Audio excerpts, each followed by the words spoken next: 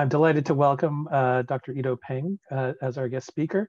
She is a professor of sociology and Canada Research Chair in Global Social Policy at the University of Toronto. She's a world authority in global social policy, specializing in gender, migration, and care policies. She's written extensively on social policies and political economy of care in East Asia, and her teaching and research focus on comparative social policy and family, gender, and employment and migration policies. She holds a number of distinctions and appointments, but notably, she's a distinguished fellow of the Asia Pacific Foundation of Canada and a research associate at the United Nations Research Institute for Social Development, UN Women, and ILO, which is the International Labor Organization. Her recent book, co-edited with Sonia Michel, 2017, is called Gender, Migration, and the Work of Care, a Multiscalar Approach to the Pacific Rim. Today, she's going to be discussing some of her current research, which is looking at long-term care systems, and with the provocative title, Time for a Long Care System Reform in Canada, Lessons from Other Countries. And indeed, this should be very top of mind for us all, and as we've been hearing, understandably, and for very good reasons, about some of the challenges in our long-term care system over the last several months. So very delighted and want to thank Ido for joining us today with this timely and important talk. So thank you. Take it away. Thank you very much. Thank you very much, Jim, for the introductions. Thank you very much also, Alicia, for both of you for inviting me to speak in this seminar today. As Jim mentioned, the title of my seminar relates to what we can learn from experience of some of the countries that have adopted long-term care insurance model. As we know, since the summer, COVID-19 pandemic has really exposed the importance of care and the failure of our long-term care systems in Canada to adequately protect older people, particularly residents of long-term care homes. As over 80% of the COVID-19 related deaths have occurred in the long-term care homes, there has been a real mounting cause for the government to reform our long-term care systems. I think since this summer, many people, experts and policy makers have weighed in on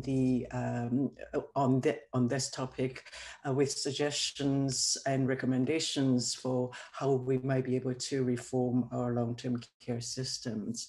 And these may range from people calling for a total overhaul of long-term care systems by establishing a complete universal public long-term care by using the model of the CHA Canada Health Act, or by bringing it into the existing Canada Health Act, all the way to people who are kind of suggesting that perhaps, short of going that far, the federal government might want to establish a national standard for long-term care and working with the provincial governments to secure fundings and resources for long-term care sectors, and perhaps enforcing more clear regulatory systems to ensure long-term care recipients receive quality care.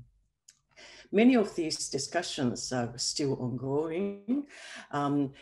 So in this seminar, what I would like to do is just to offer one model of long-term care systems that have been adopted and quite successfully run in some of the OECD countries, really in hope that the experience of these countries might offer some lessons for Canada.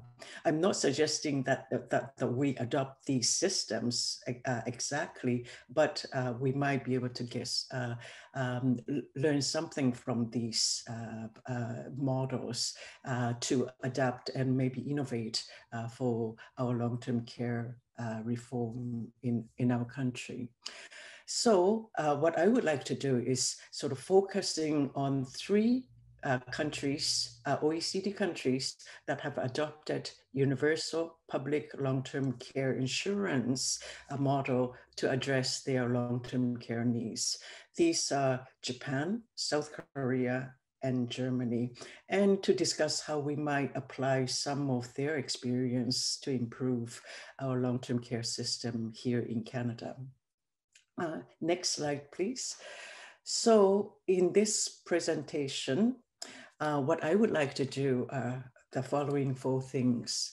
I would like to first give some background about these countries, starting with the impacts of the COVID-19 pandemic on the long-term care home residents in these countries, and then to also give you some socio-demographic context of these countries and why they may have adopted a long-term care insurance model.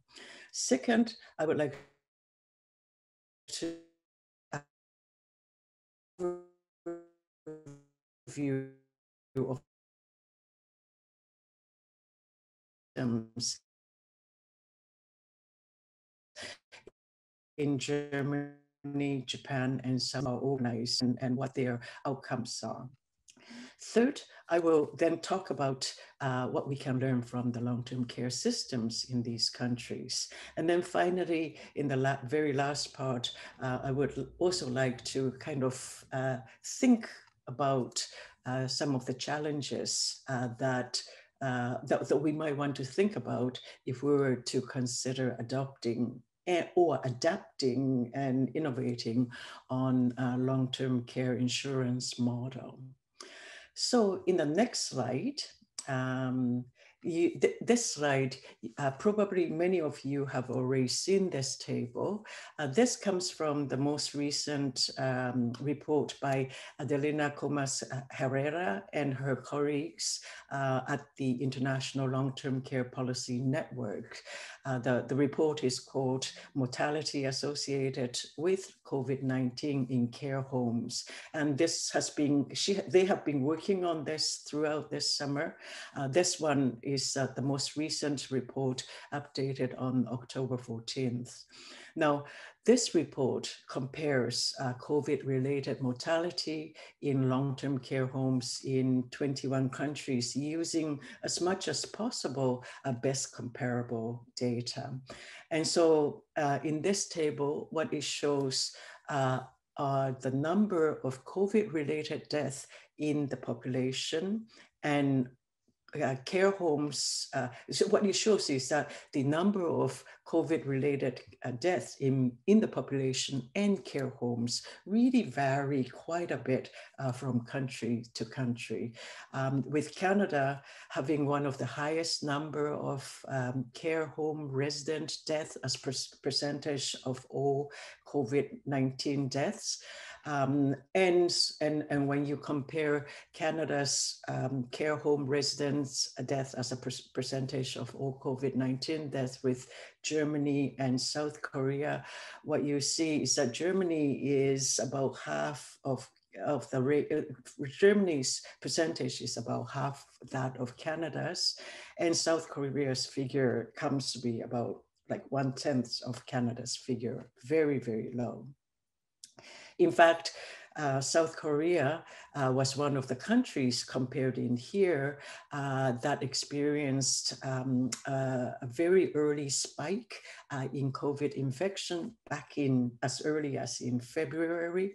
But the government went in immediately imposing social distancing from March to April, and they managed to contain the spread quite quickly. And as a result of that, Korea has had much lower cases in general population of COVID-19 case infection compared to most other OECD countries.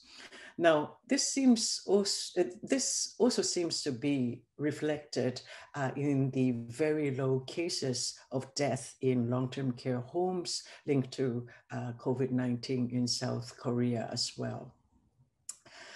What this report also found was that in countries where deaths in the community were low, deaths in care homes were also generally low, which highlights that once there is a high transmission of the virus within the community, it is likely that it will also spread to care homes. What's interesting, of course, is that in the case of Canada, Canada actually had relatively low number of deaths, both in and out of the care home population, but the COVID-19 deaths related to the care home residents itself was very, very high, accounting for about 80% of the total.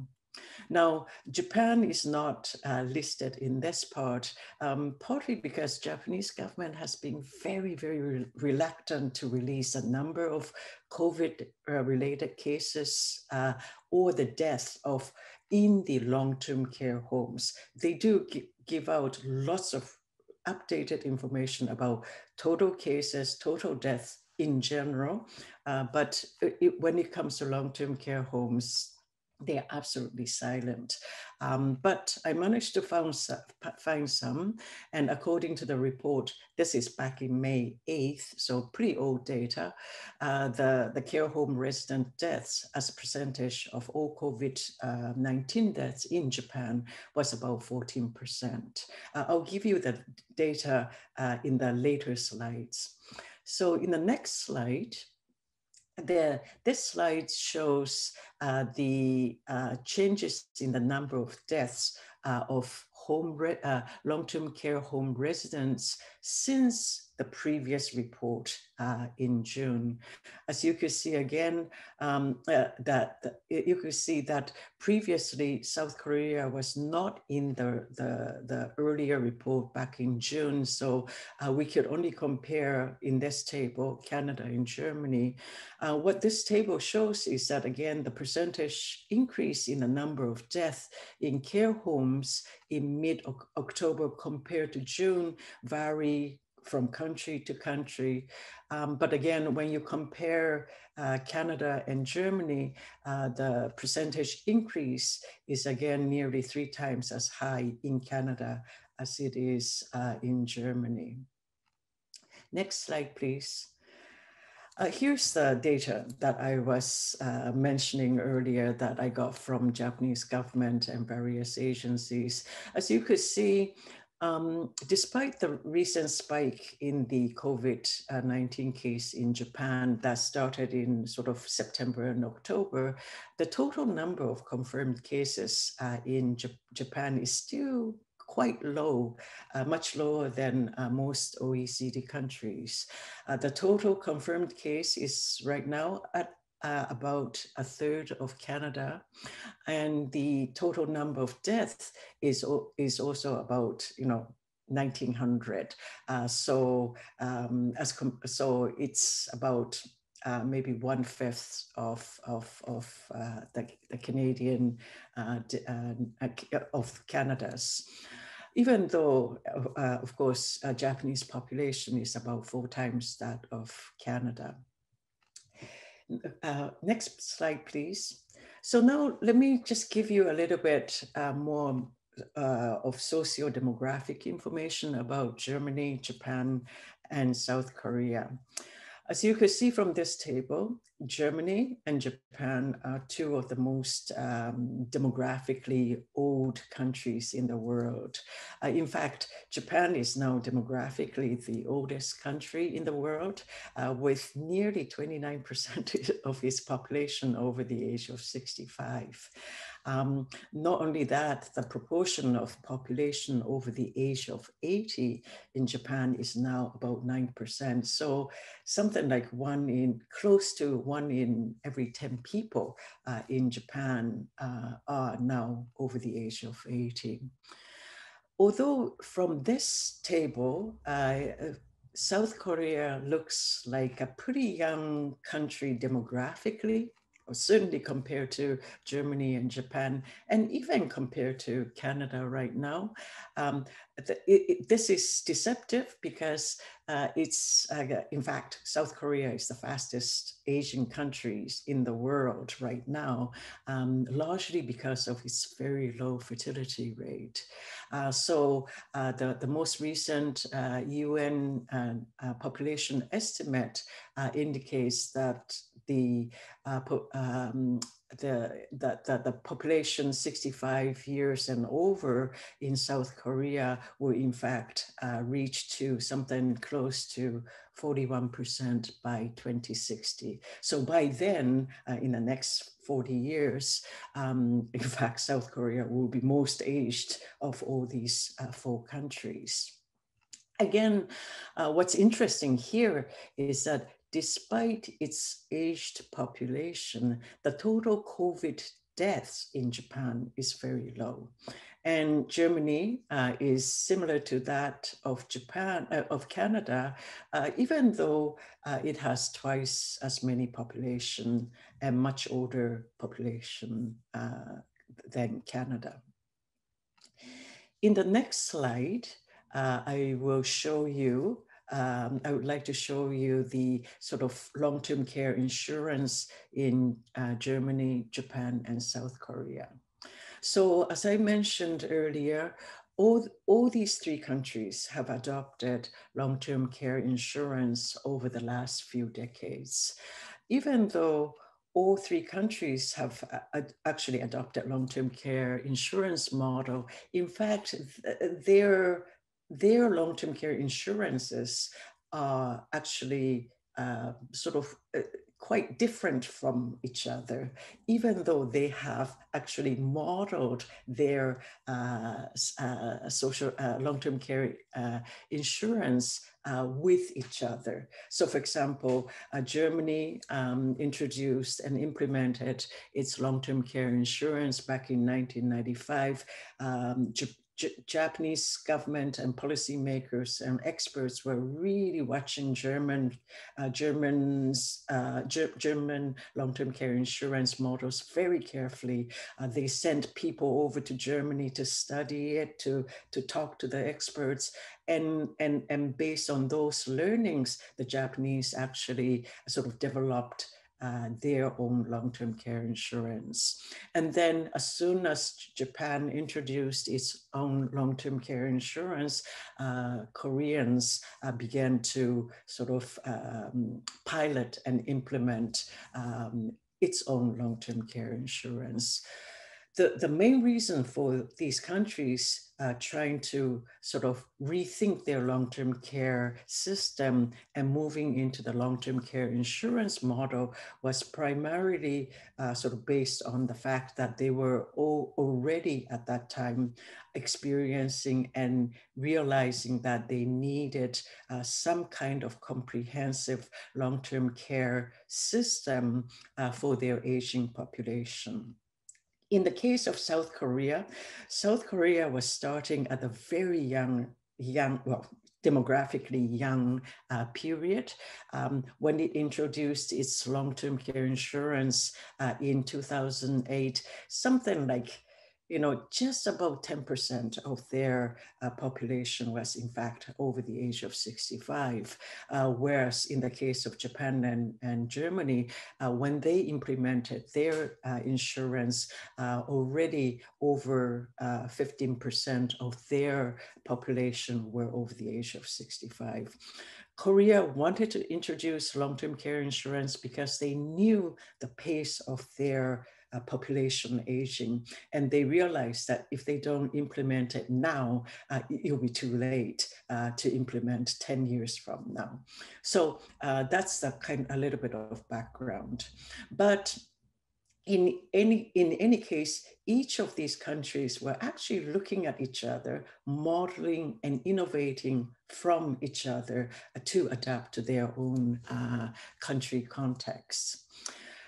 So just to give you a brief sort of outline or overview of their social long-term care insurance model, in all 3 countries, these are public universal long-term care insurance. So people have to, the long-term care insurance is mandatory insurance. Everybody who's working, who's adult, have to pay for it. Although the age from when the long-term care insurance payment starts is different.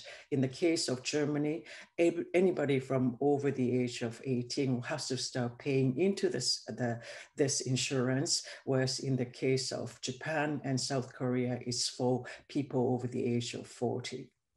The coverage or eligibility for these insurance are different. In the case of Germany, the long-term care insurance applies to people of all ages with functional and cognitive impairment, as compared to Japan and South Korea. They were really targeting this for mainly older people, people of the age of 65, and for people over the age of 45, if they have age-related cognitive impairment or disability.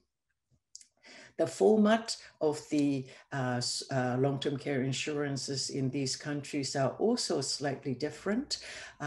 In the case of Germany, after a lot of debate within the German government, they decided that they will allow both cash allowance or services for people who are qualified to receive long-term care services.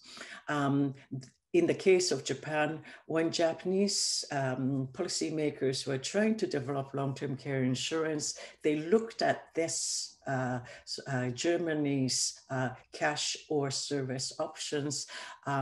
They decided not to go in that direction. This largely came from mainly women's groups in Japan saying that no, it has to be service only, because if you allow families to choose either cash or services, family is going to choose cash, and you could imagine what will happen. It will basically end up being that the reinforcing women's unpaid care work within home. So certainly at the initial stage, not until 2010 or so, Japan's long-term care insurance was service only, no cash. But then much later on, the government realized that there were people living in a very remote region in some islands where the services were not as readily available. And so they began to introduce cash options only for those people who are living in very remote regions. Similar kind of debate happened in South Korea. And in the case of South Korea, they also introduced a similar kind of condition format of primarily cash, primarily services for the care with some cash options in the remote regions. In terms of the funding mechanisms, they are also quite different. Germany's long-term care insurance is really a self-financing, pay-as-you-go insurance system. And therefore, it is basically funded by the long-term care insurance premium. So if the premium ever runs out, then that's it. Whereas in the case of Japan, it's much more of a mixed model. The government decided that initially it was 50-50 premium and general tax, but eventually, because of the need for a bit more fiscal tightening, they introduced a co-payment. And so now it is 45% premium and 45% general tax, and 10 to 20% co-payment, depending on the income of the people. South Korea adopted somewhat similar mixed model, but with much greater proportion allocated to the premium, insurance premium, which is 50%, and much less in way of general tax contribution to the insurance and much higher co-payment. What it means is that amongst the three, the Japanese long-term care insurance has the greatest sort of redistributive capacity, whereas in the case of the Germany, it really doesn't have the kind of redistributive capacity as Japanese long-term care insurance offers. In terms of the public expenditure, as of 2017, it has been that in all countries, the public expenditure on the long-term care has been rising.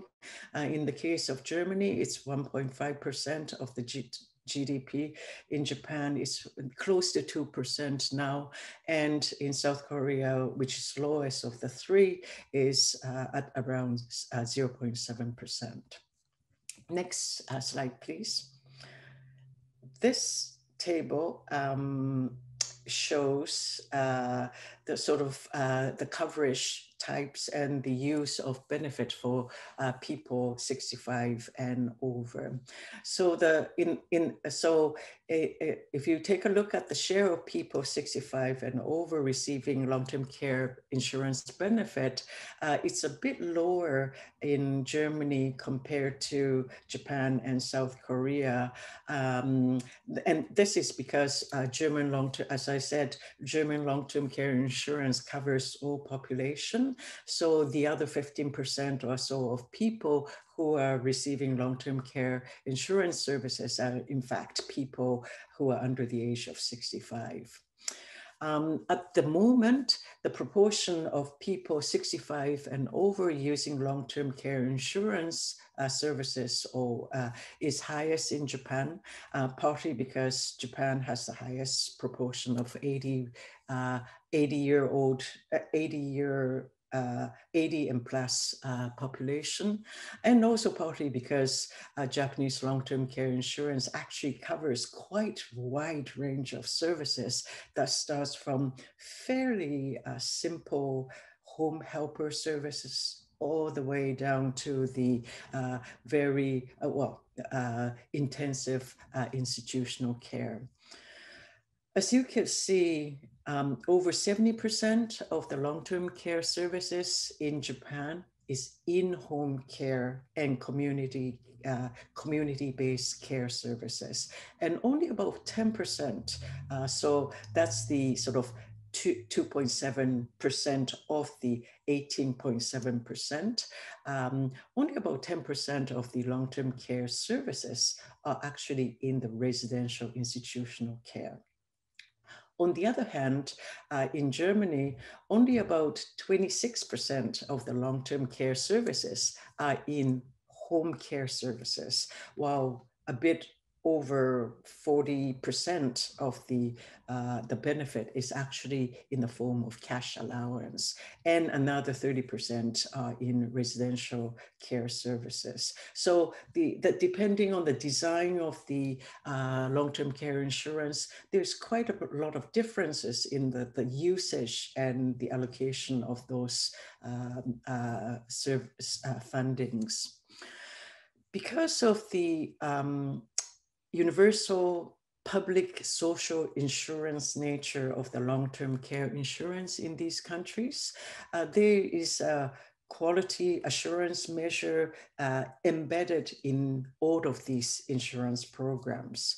What these quality assurance measures do is that they set at least a minimum standard of long-term care services in all sectors of long-term care. That's covered within the long-term care insurance. So that ranges from home-based care to all the way to institutional care. It also sets the price for the public services that are provided within the long-term care insurance system. So things such as minimum personnel requirements for the service providers, and as well training and certifications of the long-term care workers, and in the case of Japan and South Korea, the wages of the care workers as well. I just want to mention that in case you're wondering about sort of quality assurance in Germany, it's set by the Association of Long-Term Care Insurance Funds. What that means is that that association is made up of representatives from the different long-term care insurance providers and the insurance fund managers.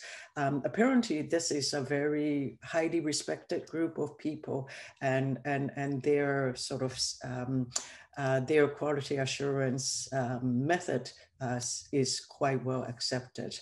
In the case of Japan, it is a Ministry of Health, Labor and Welfare that sets that standard. And in the case of South Korea, it's a National Health Insurance Corporation, which is a kind of subsidiary institutions that was created by the Ministry of Health and Welfare just for the purpose of the long-term care insurance system.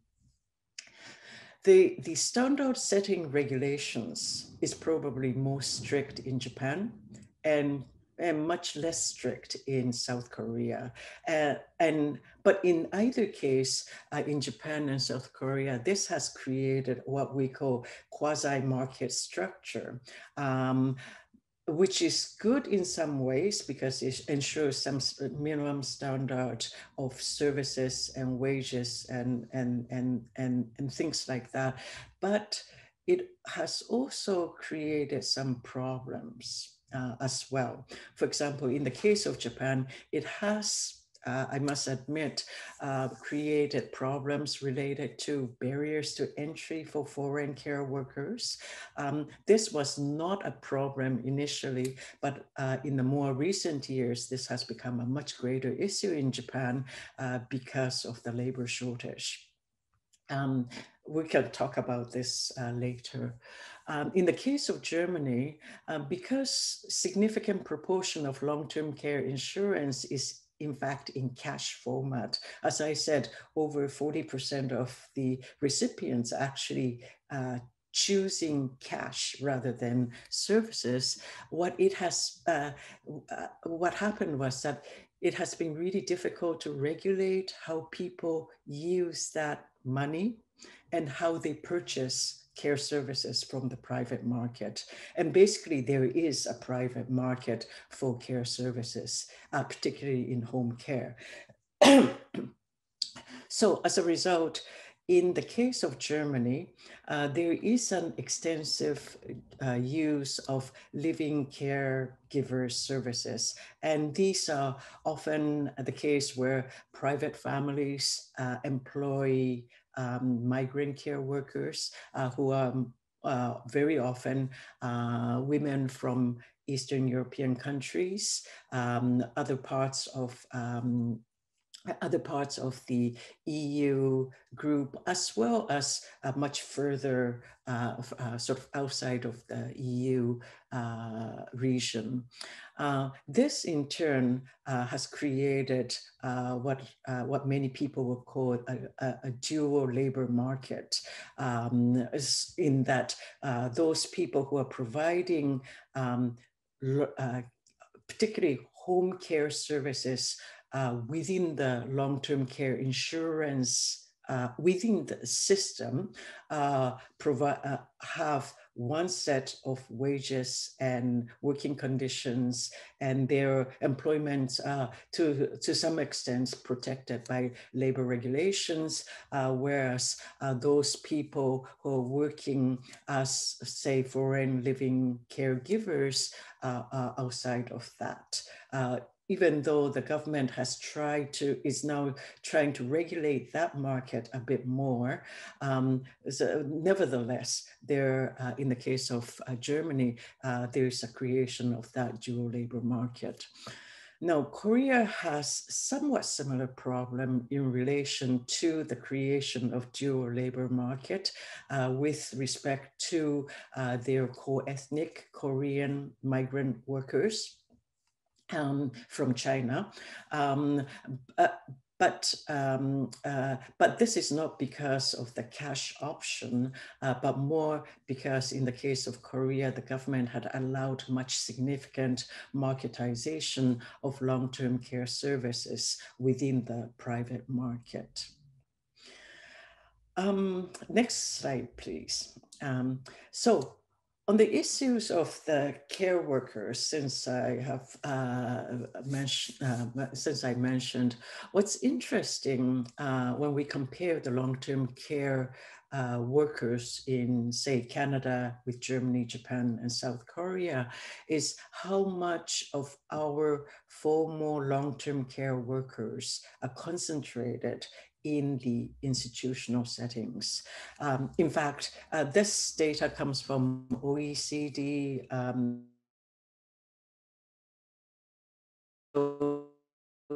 That the 65 and over living in long-term care homes in Canada is actually much higher than Japan and South Korea, and a bit higher than Germany. And in fact, the proportion is significant, lower in Japan and South Korea compared to other countries as well, even though these countries have much larger population of proportion of people over the age of 80. So you might ask about why is this? I think the main reason for this could be that in Canada, we actually lack a real continuum of care that ranges from home and community-based all the way to the institutional care.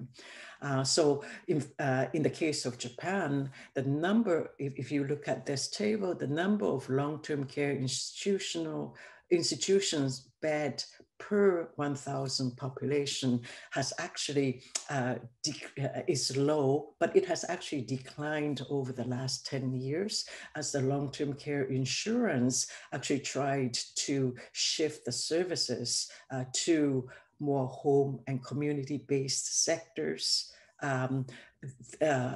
away from the institutional care sectors. The idea being that they believe both from the fiscal point of view and from the user preferences and the care quality point of view, better to keep people within their home, allowing them to stay within their home and community as long as much as possible. As this table shows, a large proportion of formal long-term care workers in Japan and South Korea are actually working in home care services. In the case of Germany, again, the proportion of formal long-term care institutional workers is rather high, but this is really because those people who are receiving home care services are largely receiving cash allowances and hiring migrant living caregivers who are not, well, counted in this sort of figure of the formal long-term care home care workers. Another thing to note is that if you look at the headcount and compare headcount and the FTEs, full-time equivalents, you see that it's really unfortunate that Canada does not provide or take data on the formal long-term care workers. The actual headcount number that you see of the formal long-term care workers per 100 population 65 years and over is just an estimate. And there isn't even data on their FTEs. My sense is that probably many of them are working part-time.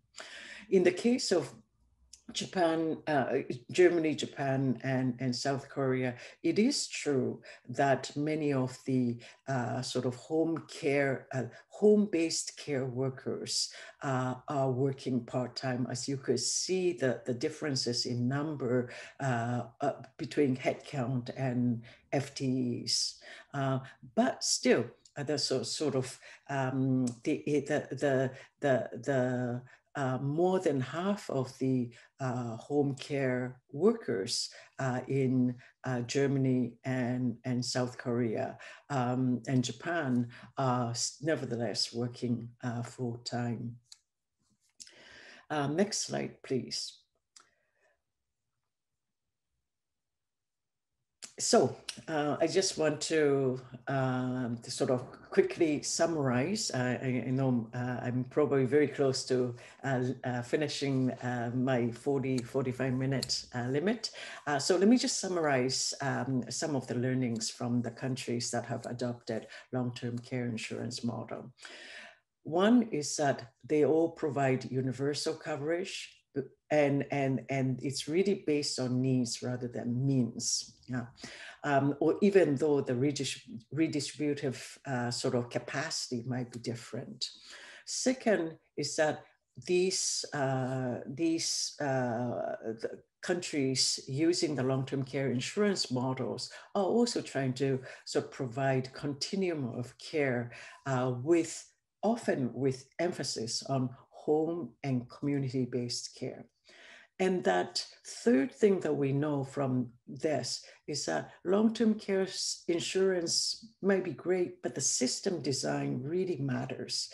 It matters as I explained earlier, in terms of the sort of how funding mechanisms can affect the redistributive capacity of the long-term care, how levels of marketization can affect the regulatory control for the working conditions or for the use of informal or migrant workers. In the case of Japan, it has a very quite tight regulation. In the case of South Korea, the regulation is much looser. Fees for services sort of allows the government to, the long-term care insurance model works on a kind of fee-for-service system, but that it allows the government to set a fee schedule for the long-term care services rendered. In the case of Japan and South Korea, long-term care providers also have to be certified, and the wages of the care workers are also preset. As I mentioned earlier, the tight regulation can also create high entry barrier for foreign care workers. But then on the other hand, if you look at the case of Germany, cash or care option can also lead to a possible creation of dual labor market, which may or may not be good. In the next slide, please. So in sort of thinking about the learnings from the countries that have adopted long-term care model. Again, I'm not trying to say that the long-term care insurance is a solution for the long-term care systems reform in Canada. What I think is that it's a good model, but it doesn't mean that we should kind of rush out to adopt it. I think the important thing here is to really learn from the experiences of these countries and try to incorporate and innovate on some elements of these systems that are particularly useful. And if we were to consider adopting or innovating a long-term care model, we also need to consider some of the potential challenges for Canada. And I could think of three possible challenges. One is the intergovernmental relations. this is not just kind of structural issue, but it's also a political issue. So, you know, in the case of Japan, we have federated system.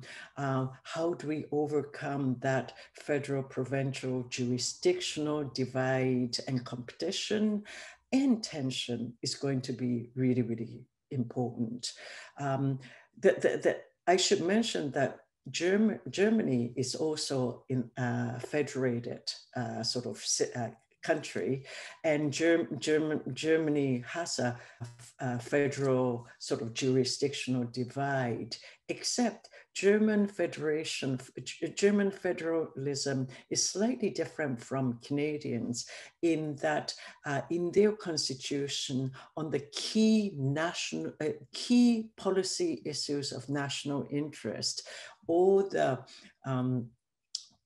province or states or Bund has to sort of agree and work with the central government. And in this case, back in the 1990s, the long-term care insurance was a key issue of the national interest for Germans. And therefore, they were able to work out a kind of universal long-term care insurance model. I'm not sure how possible it is for us in Canada to do that. Maybe COVID-19 might be the opening or window for us to begin to have that conversation. Now, because of this intergovernmental relations, some people have begun to float the idea of maybe embedding something like long-term care insurance component within the existing Canada pension system, like CPP, in the form of the care benefits that are used for the care services. That might be one option, but I think one of the things that we need to the challenge for us is really trying to figure out how this could be sort of moved forward within our federal provincial sort of relations. The second challenge, I think, for Canada in sort of thinking about changing this system, long-term care system, is the kind of path dependencies that we have seen.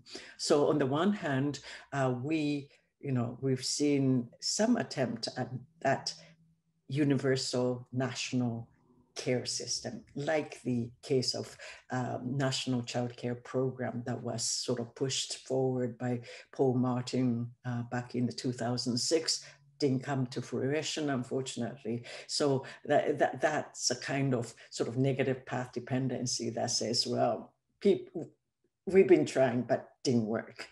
But then on the other hand, I mean, Canada Health Act is one of these sort of successful story, or maybe a successful story of sort of Canadian government, federal and provincial governments actually being able to come together to create a national universal health system. So here we have both positive and negative path dependency happening.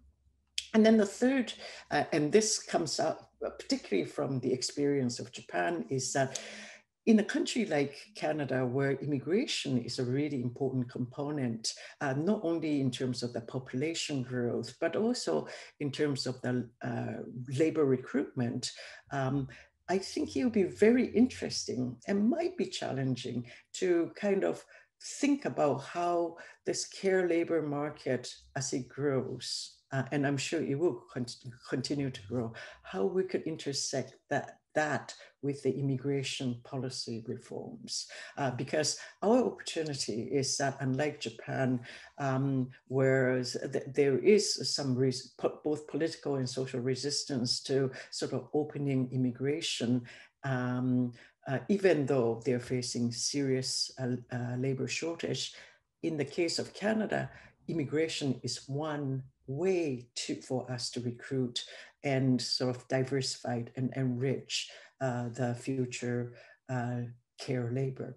So this is something that we might want to sort of consider, not necessarily challenge, but sort of point of discussion. So with that, I stop here. Thank you.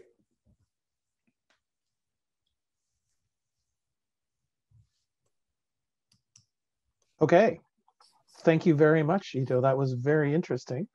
Yes. Oh, hang on. I get the proper reaction. Thank you, Dr. Peng, for your presentation.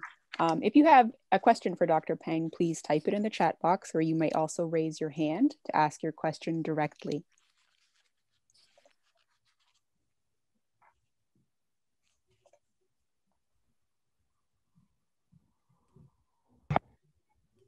So I see we have a hand raised from Spencer. Go ahead, Spencer. Hi, thank you so much, Dr. Peng. That was a very interesting discussion, especially for me because I'm doing my my thesis project is looking at home care in Canada and looking at these different provincial models. And in very early scopes, very early versions of this thesis project, I wanted to actually try and compare Canada with Germany and or Japan, but the feasibility of that was just too difficult for comparative analysis. So I ended up focusing on the Canadian side, but I've been very interested in these, especially East Asian models of home care and the whole story of especially the development of the Japanese and South Korean systems from the German system. So really interesting to get like some more in-depth breakdowns of those. I have so many questions, but I'm just going to try and focus on like one or two that really stand out for me at the outset. So one is, a lot of the dialogue that I've been seeing on, discussions of home care policy and certainly and in general, long-term outside of hospital care policies. One of the big justifications is this idea that community care services are supposed to be a way also of fiscally reducing financial burden on hospitals. And I know especially in the case of the Japanese case, part of the reason that the long-term care insurance came up was this literal idea of hallway medicine emerging, which we're kind of seeing right now in a lot of provinces. And that kind of became a national emergency in Japan. And that kind of facilitated this pipeline wherein that policy kind of became a big issue. But I'm curious, has the data kind of from these countries and since the transition to the more of these community care models and the adoption of these long-term care insurance systems, have we seen any of that financial burden being pulled off of hospitals? Has the data kind of supported this kind of theoretical argument that's been thrown around a lot? Yeah, thank you. That's a really good question, Spencer.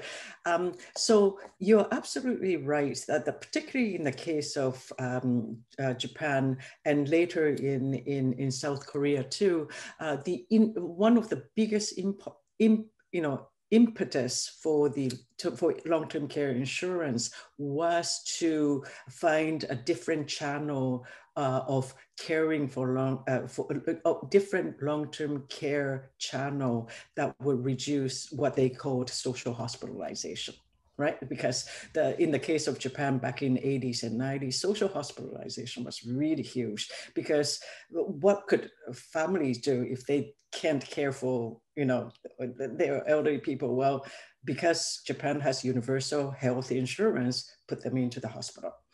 So the policymakers said, okay, let's just move the long-term care out of the formal healthcare system, reduce this social hospitalizing, create long-term care insurance system. It did reduce social hospitalization. It did reduce the cost, healthcare cost of the older people in the healthcare side. What it also did that of course was very clever was that it created a new funding channel mechanism to fund elder care, right? But because it suddenly created a new social insurance pool where people over the age of 40 was paying into this. And so in the long run, if you look at the data in Japan, the number of people in long-term care facilities institutions, and in the case of Japan, there's about 5 categories of long-term care facilities, that the number of people in those facilities have increased, true, but they are not at the same price as a hospital beds, in geriatric hospital beds. So that's one thing. Those numbers have increased on the long-term care facilities because the number of older people have increased. The number of 80+ people have really increased over the last 10 years. So what I'm trying to say is that in terms of the numerical numbers, it didn't, the institutional care bed has not declined, sort of, but in terms of the percentage, it did. In terms of the healthcare side of the geriatric bed cost has gone down. It just is shifted into a lower long-term care bed. But also, I think in the same way that a lot of people who would otherwise ended up being in hospital geriatric bed would now actually still maintained within the community and home proportionally. So it's like, how do you compare one or the other? Yeah, but I think in the long run, I think it has actually been good sort of form of fiscal management for the to have the long-term care insurance model like this. Thank you very much.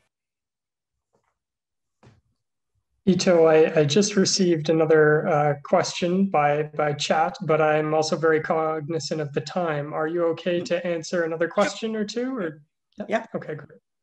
So Stephanie writes, to what extent do you think cultural values and filial piety and intergenerational relations influence the ways we implement models of long-term care, insurances, et cetera, and also perhaps the demand and supply of long-term care?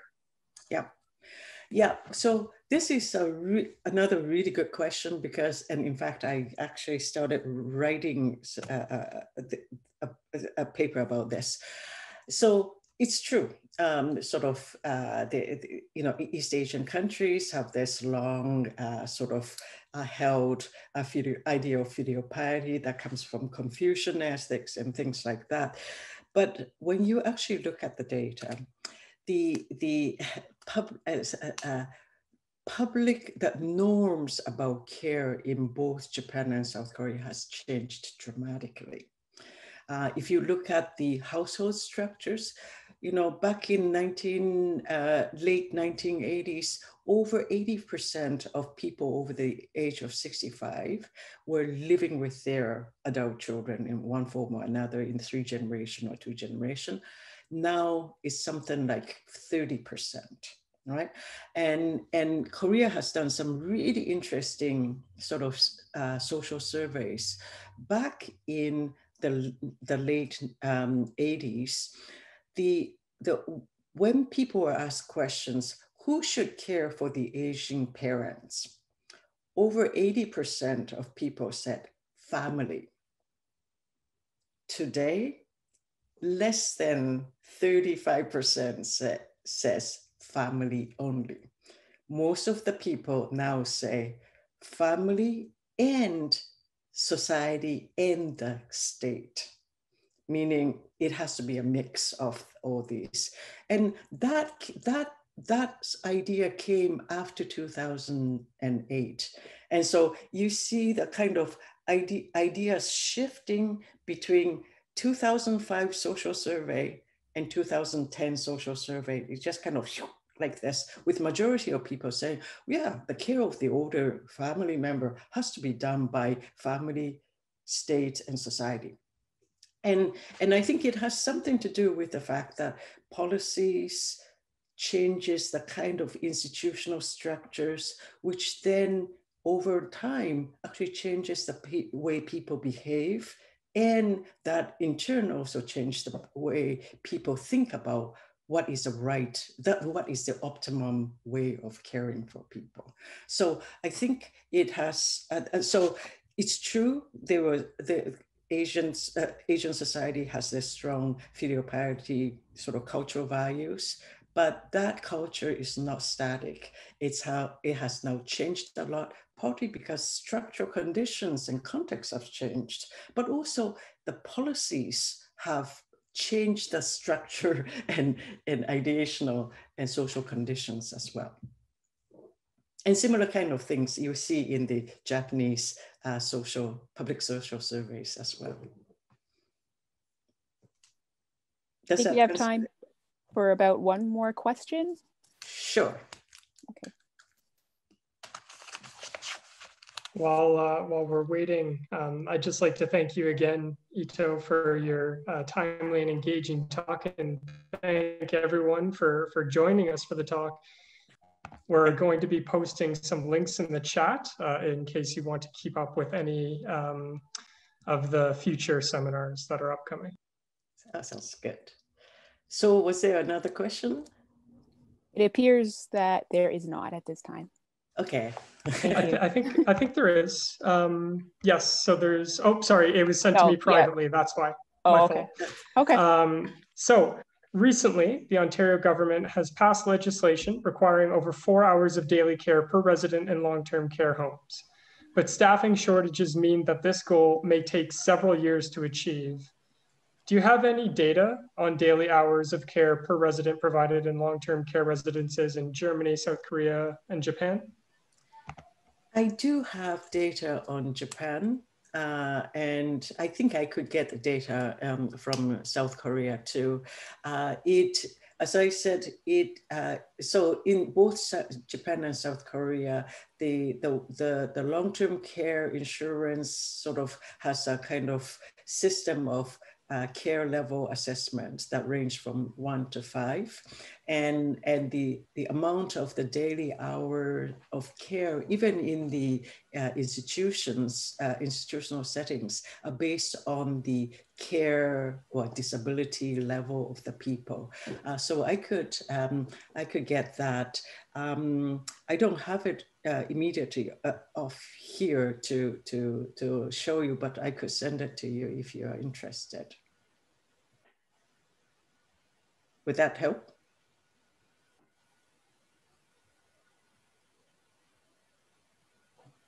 So that was from Ellen Badone, who was just nodding there.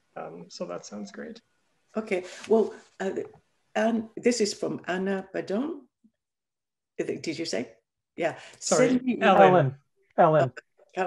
Send me an email, and then I will be able to share that information. So anyone who's interested, again, I put my email in the chat there. Just send me an email as a placeholder, and as soon as Ito sends me the numbers, I'll pass them along to you. Mm-hmm.